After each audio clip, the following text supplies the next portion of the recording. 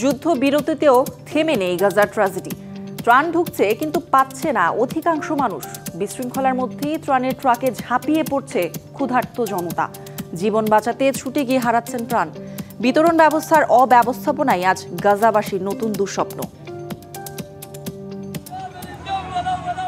যুদ্ধ থেমেছে, দুর্ভোগ নয়। গাজায় ঢুকছে ত্রাণ, কিন্তু ক্ষুধার্ত মানুষের হাতে পৌঁছাচ্ছে না সঠিকভাবে। ত্রাণের ট্রাকের পেছনে মরিয়া দৌড়, পদদলিত হওয়ার আতঙ্ক আর চোখে মুখে বেঁচে থাকার আকুতি। যুদ্ধবিরতি কার্যকর হওয়ার পরপরই গাজার রাফা ও কেরেম শালম ক্রসিং দিয়ে মানবিক সহায়তা ঢুকছে, কিন্তু খাদ্য ও নিত্য প্রয়োজনীয় পণ্যের জন্য কয়েক মাস ধরে অপেক্ষমান মানুষগুলো এখন মরিয়া। ত্রাণ বিতরণের কোনো সুনির্দিষ্ট ব্যবস্থা না থাকায় তৈরি হয়েছে চরম বিশৃঙ্খলা। কে ত্রাণ পাবে, কে পাবে না তার কোনো বাছ বিচার নেই। যে কোনো মুহূর্তে পদদলিত হওয়া সহ ট্রাক চাপা পড়ে বড় ধরনের দুর্ঘটনার আশঙ্কা তৈরি হয়েছে। আমি এভাবে পারছি না, হয়তো ট্রাকের নিচে চাপা পড়ব। আমি চাই বাইরের দেশগুলো সাহায্য করুক এবং সুশৃঙ্খলভাবে বিতরণ করুক। আমি আমার সন্তানদের জন্য ত্রাণ নিতে এসেছি। ত্রাণ বিতরণের এটা কোনো উপায় নয়। কিছু লোক সব পাচ্ছে আর অন্যরা কিছুই পাচ্ছে না। এটা কোনো সমাধান নয়। এর চেয়ে ভালো একটি সমাধান খুঁজে বের করতে হবে। ট্রাকগুলোতে নিরাপত্তা নিশ্চিত করতে হবে। সংশ্লিষ্টরা সতর্ক করেছেন যে ত্রাণ বিতরণ কার্যক্রমে প্রয়োজনীয় শৃঙ্খলা, সমন্বয় ও নিরাপত্তা ব্যবস্থা নিশ্চিত না হলে এই সহায়তা কার্যক্রমেই দুর্ঘটনার কারণ হয়ে উঠতে পারে। খান মোহাম্মদ মুকুল, ডিবিসি নিউজ ডেস্ক। গাজায় একদিনে বিমান হামলায় ৪৫ ফিলিস্তিনি নিহতের পর যুদ্ধবিরতি পুনরায় কার্যকরের ঘোষণা দিয়েছে ইসরায়েল। আর মার্কিন প্রেসিডেন্ট ডোনাল্ড ট্রাম্প বলেছেন, গাজায় তার মধ্যস্থতায় যে যুদ্ধবিরতি হয়েছে তা এখনো বজায় আছে। রবিবার রাফায় ইসরায়েলি সেনাদের ওপর হামাসের বিরুদ্ধে হামলা চালানোর অভিযোগ তোলে ইসরায়েল। এতে ২ সেনা নিহত হওয়ার দাবি আইডিএফের, তবে অভিযোগ প্রত্যাখ্যান করে হামাস। এরপরই দক্ষিণ গাজা, খান ইউনিস ও নুসেরাত সহ বিভিন্ন এলাকায় একের পর এক বিমান হামলা চালায় ইসরায়েল। মধ্য গাজার আল জাওয়াইদা শহরে হামলায় হামাসের কাসিম ব্রিগেডসের কমান্ডার সহ কয়েকজন নিহত হয়েছেন। এরপরই আসে তেল আবিবের পুনরায় যুদ্ধবিরতি কার্যকরের ঘোষণা। এদিকে চলমান উত্তেজনার মধ্যেও গাজায় যুদ্ধবিরতি কার্যকর রয়েছে বলে জানিয়েছেন মার্কিন প্রেসিডেন্ট ডোনাল্ড ট্রাম্প। বলেন, পরিস্থিতি স্থিতিশীল রাখতে কাজ করছে ওয়াশিংটন। গাজার সরকারি মিডিয়া অফিস জানিয়েছে, গেল ১০ই অক্টোবর গাজায় যুদ্ধবিরতি কার্যকরের পর থেকে এ পর্যন্ত ৮০ বার চুক্তি লঙ্ঘন করেছে ইসরায়েল। ঘটে বহু হতাহতের ঘটনা। মৌসুমী শান্তা, ডিবিসি নিউজ ডেস্ক।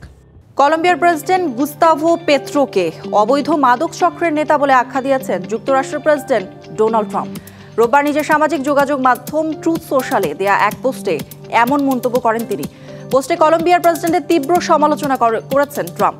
পাশাপাশি দক্ষিণ আমেরিকার এই দেশটিকে দেয়া বড় অঙ্কের অনুদান ও ভর্তুকি যুক্তরাষ্ট্র বন্ধ করবে বলে হুঁশিয়ারি দিয়েছেন তিনি। পেত্রো তার দেশে বিপুল পরিমাণ মাদক উৎপাদনে উৎসাহ দিচ্ছেন বলেও অভিযোগ করেছেন ডোনাল্ড ট্রাম্প। পাল্টা পোস্টে ডোনাল্ড ট্রাম্পকে বিপথগামী ও মানবতার ধারণা বোঝেন না বলে আখ্যা দিয়েছেন কলম্বিয়ার প্রেসিডেন্ট গুস্তাভো পেত্রো।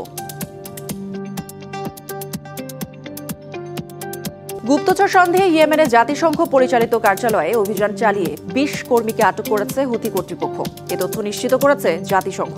তবে ইসরায়েলের হয়ে গুপ্তচর বৃত্তির অভিযোগ অস্বীকার করে জাতিসংঘের ইয়েমেনে আবাসিক সমন্বয়কারীর মুখপাত্র জে আলাম বলেন, সানার হাদা জেলায় অবস্থিত কার্যালয়ে অভিযান চালিয়ে রোববার ওই কর্মীদের আটক করা হয়।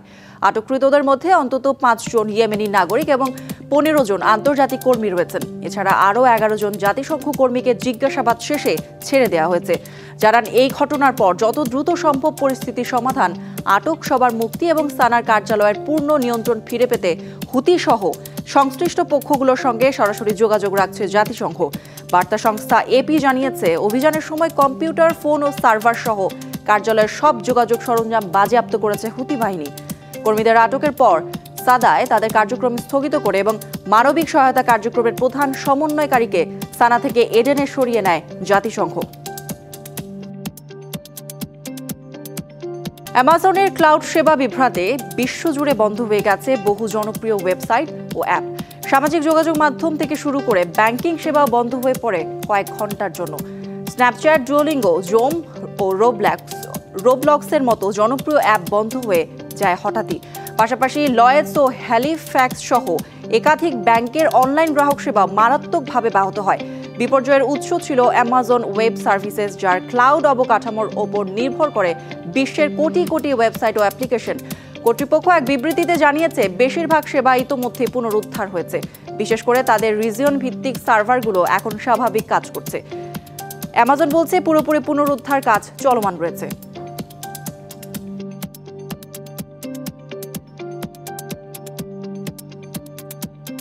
বলিভিয়ার নতুন প্রেসিডেন্ট নির্বাচিত হয়েছেন ডানপন্থী নেতা রদ্রিগো পাজ। এর মাধ্যমে প্রায় ২০ বছর পর দেশটিতে শেষ সমাজতান্ত্রিক শাসনের যুগ। ৯৭% ভোট গণনা শেষে পাজ পেয়েছেন ৫৪.৫% ভোট। তার প্রতিদ্বন্দ্বী সাবেক অন্তর্বর্তী প্রেসিডেন্ট হোর্হে তুতো কিরোগা পেয়েছেন ৪৫%, কিছু বেশি। ৫৮ বছর বয়সী পাজ দেশের সাবেক প্রেসিডেন্ট জাইমে জামোরার ছেলে। ভাইস প্রেসিডেন্ট নির্বাচিত হয়েছেন এডমন্ড লারা। ৮ নভেম্বর ক্ষমতা হস্তান্তরের মধ্য দিয়ে প্রেসিডেন্ট লুইস আর্সের মেয়াদ শেষ হবে। বলিভিয়া প্রবেশ করবে এক নতুন রাজনৈতিক অধ্যায়ে।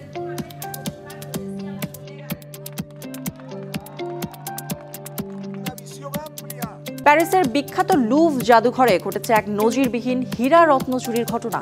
স্থানীয় সময় রবিবার সকালে দর্শনার্থীদের ভিড়ের মধ্যেই একটি চোর চক্র ৪ মিনিটের মধ্যেই চুরি করে পালায় নেপোলিয়ান যুগের ৮টি অমূল্য গয়না।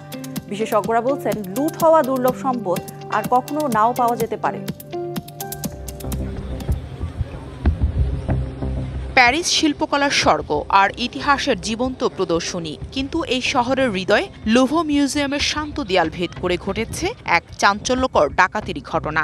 বিশ্বে পর্যটকদের কাছে সবচেয়ে আকর্ষণীয় স্থানগুলোর একটি লুভো জাদুঘর। এখানে লিওনার্দো দা ভিঞ্চির মোনালিসা সহ বহু বিশ্বখ্যাত শিল্পকর্ম আছে। রবিবার ফ্রান্সের রাজধানী প্যারিসের বিখ্যাত লুভো জাদুঘরে দিনে দুপুরে চুরির ঘটনা ঘটেছে। একদল চোর জানালা ভেঙে জাদুঘরের ভেতরে ঢুকে ৮টি মূল্যবান অলংকার নিয়ে একটি স্কুটারে করে পালিয়ে যায়।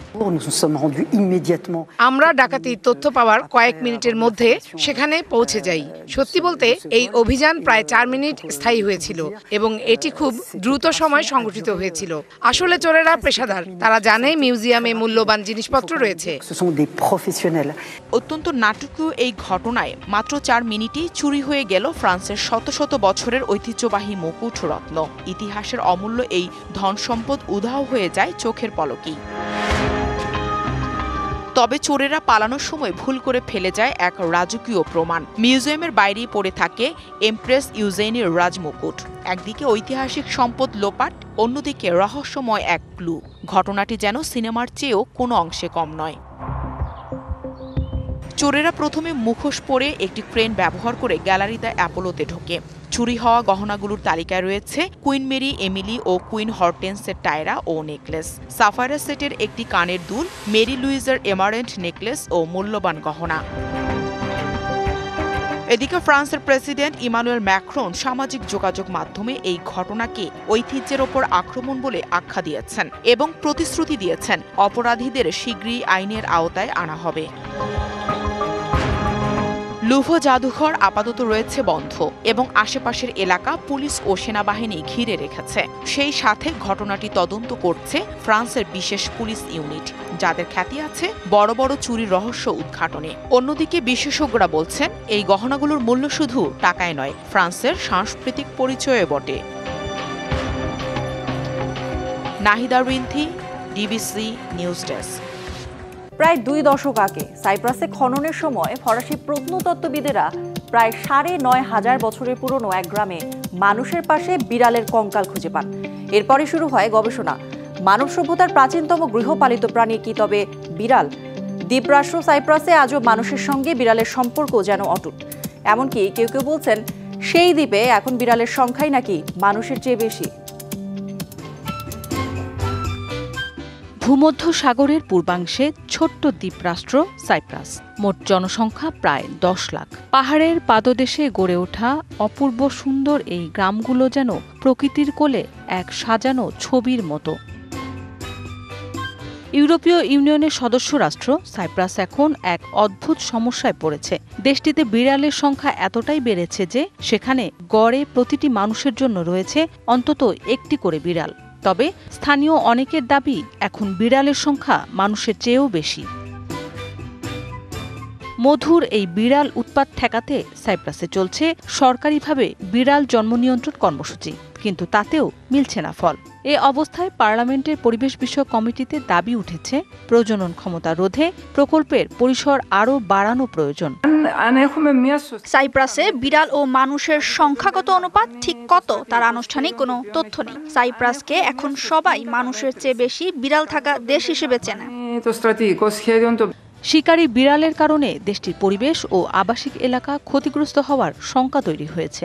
শুধু তাই নয়, বন্য বিড়ালের দল খাবার ও আশ্রয়ের সন্ধানে উঠে আসে সড়কে। সেগুলো সড়কে ঘোরাফেরা করার সময় কখনো কখনো চলন্ত গাড়ির সামনে চলে আসে।